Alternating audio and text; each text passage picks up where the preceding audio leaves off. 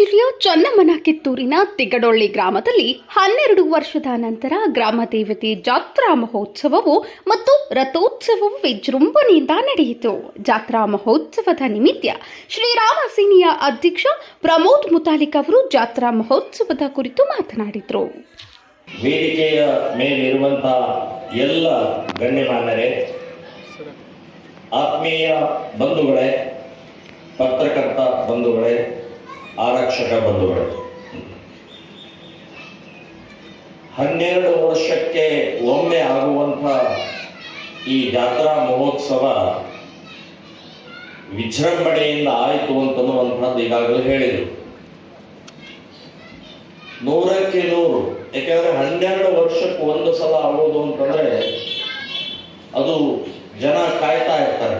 ನಮ್ಮ ಊರಿನ ಜಾತ್ರೆ, ನಮ್ಮ ಊರಿನ ದೇವಿ, ನಮ್ಮ ಊರಿನ ತೇರು, ಮತ್ತು ಈ ಸುತ್ತಲೂ ಇಡೀ ತಾಲೂಕಿನ, ಇಡೀ ಜಿಲ್ಲೆಯ ಎಲ್ಲರೂ ಕೂಡ ಈ ಉತ್ಸವದಲ್ಲಿ, ಜಾತ್ರೆಯಲ್ಲಿ ಭಾಗವಹಿಸ್ತಾರೆ.